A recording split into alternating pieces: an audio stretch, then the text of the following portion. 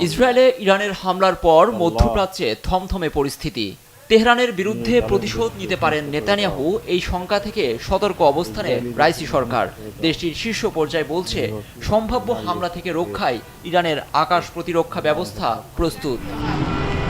কিভাবে জবাব দেয়া যায় এ নিয়ে রোববার জরুরি বৈঠকে বসে ইসরায়েলের যুদ্ধকালীন মন্ত্রিসভা। আইডিএফ জানায়, পশ্চিমা বিশ্বের সতর্কবার্তা সত্ত্বেও ইরানে হামলার পরিকল্পনা চূড়ান্ত করা হয়েছে, তবে সেটি কখন কিভাবে তা ঘোষণা করা হয়নি।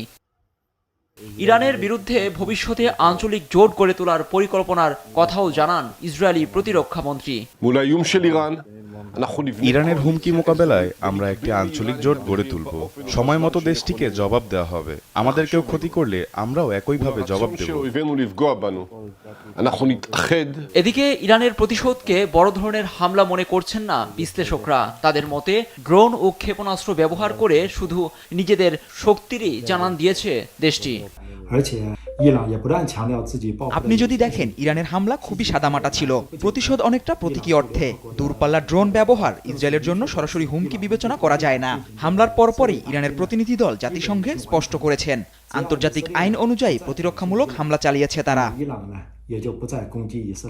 ইসরায়েলের বিরুদ্ধে আক্রমণ দুদিক থেকেই ইরানের পরাজয় বলছেন ব্রিটিশ পররাষ্ট্রমন্ত্রী। তার মতে, এতে তেহরানের আসল চেহারা উন্মোচিত হয়েছে।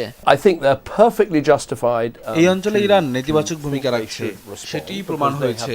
তাদের হামলা পুরোপুরি ব্যর্থ। আমি মনে করি না এর জবাব দেওয়ার প্রয়োজন আছে। বিশ্ব দেখছে তাদের হামলা অঞ্চলটিতে কতটা বাজে প্রভাব পড়েছে। ইসরায়েল যদি পাল্টা পদক্ষেপ নিতেই চায়, যেসব ঘাঁটি থেকে ইরান হামলা চালিয়েছে সেখানে দূরপাল্লার ক্ষেপণাস্ত্র ছুটতে পারে তারা, অথবা আরও বড় পরিসরে কিছু করতে চাইলে তারা দেশটির রেভলিউশনারি গার্ড IRGCর বিভিন্ন ঘাঁটি, প্রশিক্ষণ কেন্দ্র ও কমান্ড সেন্টারে হামলা চালাতে পারে। আর এতে নতুন এক যুদ্ধের মুখোমুখি হতে পারে বিশ্ব। লুৎফর কবির, নিউজ ডেস্ক, দেশ টিভি।